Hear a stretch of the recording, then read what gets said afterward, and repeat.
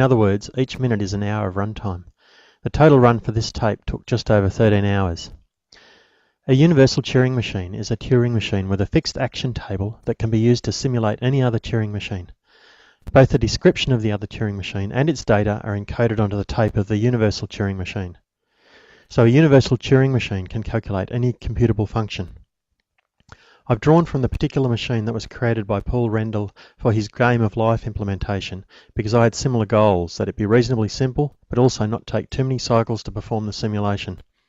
Apart from reversing the tape and changing the symbol encoding, it is essentially the same machine, with 13 states and 8 symbols. The Turing machine being simulated simply duplicates a string of symbols, effectively a unary multiplied by 2. The data here being operated on is a string of just 3 symbols. The entire run takes over 6,000 actions of the universal Turing machine. Not bad by universal Turing machine standards, but painfully slow in this Minecraft implementation. Most of the time spent shuttling back and forth between the program section and the data section on the tape, each time an action is simulated. Here are the parts in more detail. The tape is a sequence of blocks. The colours have no significance to the operation. They just help to show the motion of the tape. I've marked the division between the stored program and the data using red blocks. Towards the right end of the tape is the data being operated on, and to the left end is the encoded program of the Turing machine being simulated.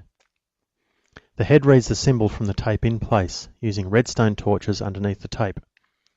These bits and their inverse are conveyed to the action table, where they can be matched by placing torches on the columns. In some cases I've left out torches so that more than one symbol can be matched by a single action, which helps to reduce the size of the action table. Across from the symbol matching rows are the state matching rows. At the head of these rows are the 4 latches holding the current state of the machine, and again, redstone torches are used to match against particular states. Underneath the matching rows are the wires that trigger when there is a match. At the end of the wire is a redstone torch, used to trigger the next action after the current one is finished, or left out if the machine should halt. Back from this, there's a torch in one of 2 columns, which triggers either the right or the left tape shift at the end of the action.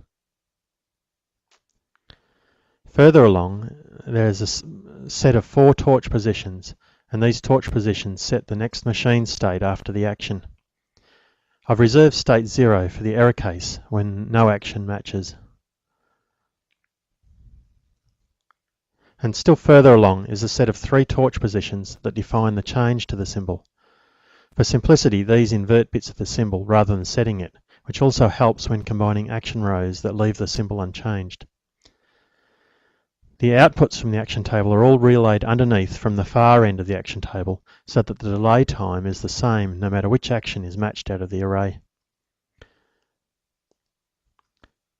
The symbol change outputs feed back underneath the head and in from the back of the head. The head uses pistons to change the bit values. These pistons pull back the top block, then they raise the bottom block and lower the top block, and then they push this new bottom block back into place. A solid block at the bottom represents a bit value of 1, and a glass block a bit value of 0.